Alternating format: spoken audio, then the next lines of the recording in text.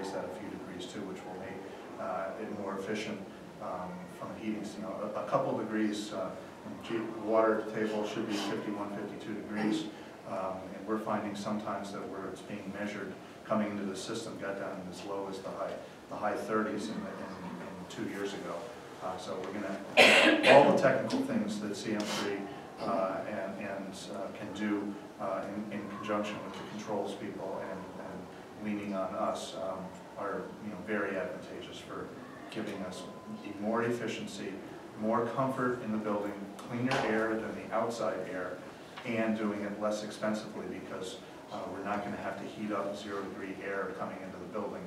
At 25% of it, we might have to do 5 on an ongoing basis as opposed to 25. So with all of with their expertise, we're able to do all those things and quite honestly save money and get more useful life out of our pumps, fans, and compressors because they'll be running less.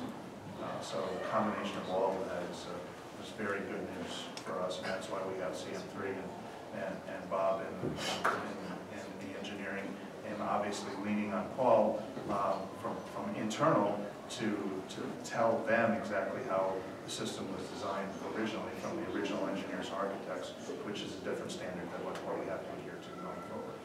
Yeah, in regards to the LEED policy or what we went by to put this building in place, how outdated was that in regards when you're talking about smoking?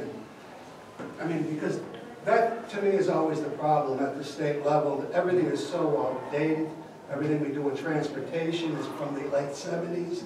And when you go to build a beautiful building like this and you're trying to meet the codes, and then you meet them, and then you're taking cold air in, and then you're cooling down a building that you're trying to keep at a certain temperature, it's ridiculous. It's what we go through when we run into projects. Correct, guys? I mean, Billy, we've been here for a while, and it seems to be the same old thing. It's Harrisburg, it's outdated policies to meet today's day and age, and the buildings that we're trying to put up and do good for our people. We work very hard to get that LEED certification. And that LEED certification, again, the engineering groups are here.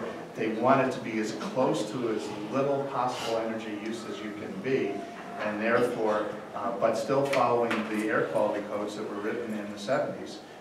So we made the qualifications probably very, very closely to getting, so we could get the qualification and the grant money. But the reality is, the climate here versus the climate in Philadelphia and Lancaster are substantially different. I mean, it might be on average 7 to 10 degrees colder here than there. And so the LEED number that might work in Lancaster County doesn't in Wayne. And so yeah, so we spend a lot of money. We spend a lot of money dumbing it down to as little energy use as we could get at the expense of comfort, and based on a 1970s written code.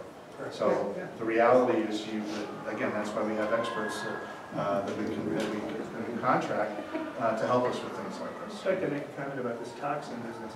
I think when this building was designed, there should be a very low level of toxins coming from the adhesives used to put down there's no detergents used and all that. In other words, most of it will be generated from human biology. Yes, and that's a very good point, because LEED stands for Leadership in Energy and Environmental Design.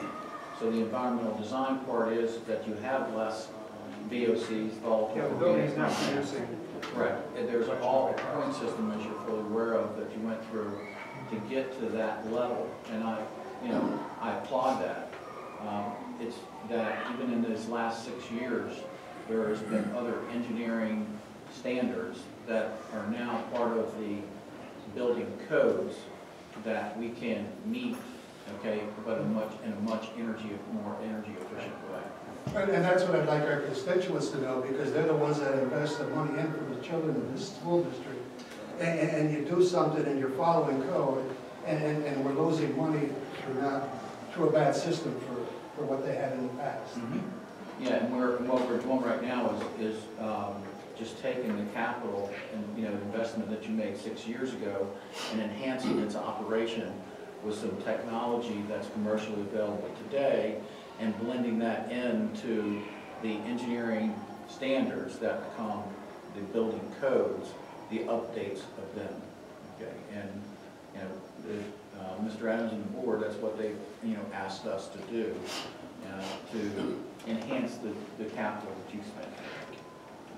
And the net result is cleaner air than outside air, less energy consumed over long periods of time, which equates to savings not only in the energy costs, but also the maintenance of the physical plant equipment.